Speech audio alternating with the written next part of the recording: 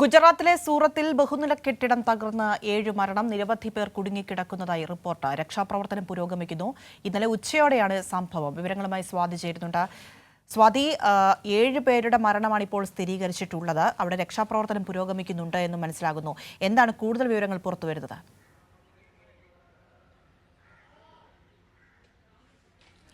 പ്രിയ, ഇന്നലെ ഉച്ചയോടെയാണ് ഈ ഗുജറാത്തിലെ സൂറത്തിൽ ഇത്തരത്തിൽ ബഹുനില കെട്ടിടം തകർന്നു വീണത്. 6 നില കെട്ടിടമാണ് തകർന്നു വീണിട്ടുള്ളത്. കഴിഞ്ഞ കുറച്ച് ദിവസങ്ങളായി അവിടെ കനത്ത മഴ തുടരുന്നുണ്ടായിരുന്നു എന്നാണ് മനസ്സിലാക്കാൻ വേണ്ടി കഴിയുന്നത്. ഇപ്പോൾ 7 പേരുടെ മരണം സ്ഥിരീകരിച്ചതായാണ് ഈ നാഷണൽ മീഡിയ ഒക്കെ തന്നെയും റിപ്പോർട്ട് ചെയ്യുന്നത്. എന്നാൽ മറ്റ് ഔദ്യോഗികമായ സ്ഥിരീകരണം വരേണ്ടതായിട്ടുണ്ട് എന്നുള്ളതും ഏറ്റവും പ്രധാനമാണ്. 7 പേർ മരണപ്പെട്ടിട്ടുണ്ട്. 7 പേരുടെ മൃതദേഹം പുറത്തെടുത്തതായി തന്നെയാണ് ദേശീയ മാധ്യമങ്ങളൊക്കെയും വാർത്ത പുറത്തുവിടുന്നത്. എന്തായാലും ഇതുമായി ബന്ധപ്പെട്ട വലിയ ആശങ്കയിൽ തന്നെയാണ് ആളുകൾ. കാരണം അവിടെ ജനവാസയോഗ്യമായ കെട്ടിടം തന്നെയായിരുന്നു.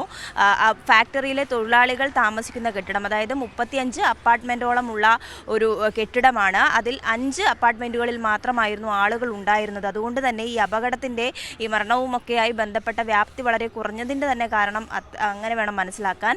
7 പേർ മരണപ്പെട്ടു എന്ന് പറയുമ്പോൾ പോലും ബാക്കിയുള്ളവരുടെയൊക്കെ ജീവൻ രക്ഷിക്കാൻ വേണ്ടി കഴിഞ്ഞു എന്നുള്ളതും ഏറ്റവും പ്രധാനപ്പെട്ട കാര്യം തന്നെയാണ്. ദുരന്ത നിവാരണ സംഘവും ഒക്കെ തന്നെയും സ്ഥലത്തെത്തിക്കൊണ്ട് കൃത്യമായ രക്ഷാപ്രവർത്തനം നടത്തിക്കൊണ്ടിരിക്കുകയാണ്. നിരവധി പേർ ഈ കെട്ടിട അവശിഷ്ടങ്ങൾക്കുള്ളിൽ കുടുങ്ങിക്കിടക്കുന്നുണ്ട് എന്നുള്ള വാർത്തകളും പുറത്തേക്ക് വരുന്നുണ്ട്. അവരെ പുറത്തെത്തിക്കാൻ വേണ്ടിയുള്ള രക്ഷാപ്രവർത്തനമാണ് ഇപ്പോൾ പുരോഗമിച്ചു കൊണ്ടിരിക്കുന്നത്. മാത്രമല്ല, രാവിലെ ഒരു സ്ത്രീയെ അവിടെ നിന്നും രക്ഷപ്പെടുത്തിയിരുന്നു.